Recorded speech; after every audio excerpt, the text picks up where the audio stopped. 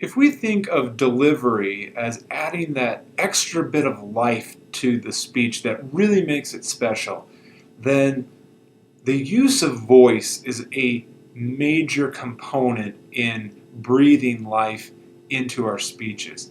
We can vary our rate, our pitch, our volume, and by doing that, we can add emphasis to those key things that we really want the audience to remember. And we can also use our voice to express emotion. And this is really great going back to the idea of connecting with our audience. Emotions are the ways that we connect with most people.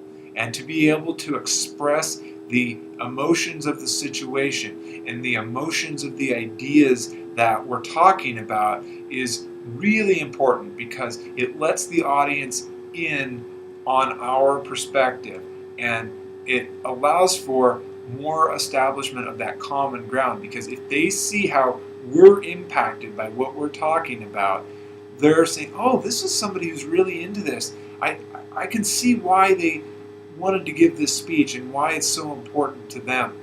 And I can also kind of see how it matters to me now. And so this expression of emotions in the voice is so important to be able to add that extra life to the speech. Now, I know that George W. Bush is never really put up there as one of the great speakers. In fact, he's sort of known for his screw-ups as far as speeches go.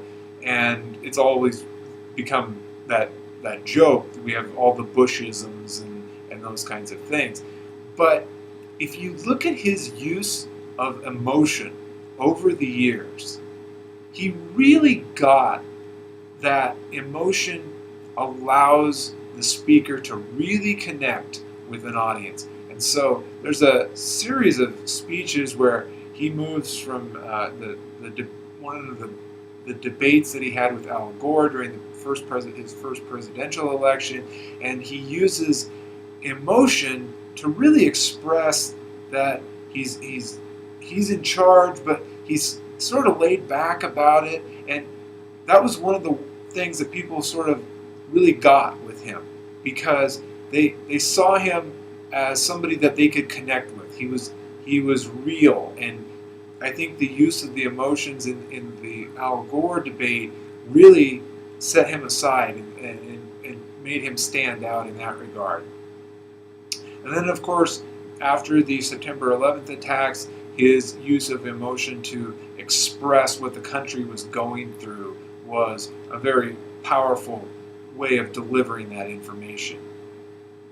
And then when we look at his delivery of speeches around the Iraq War, the emotions are different. They're not that laid back or thoughtful, sorrowful emotion, but they're more forceful and they really connect with the moment that they're being delivered in.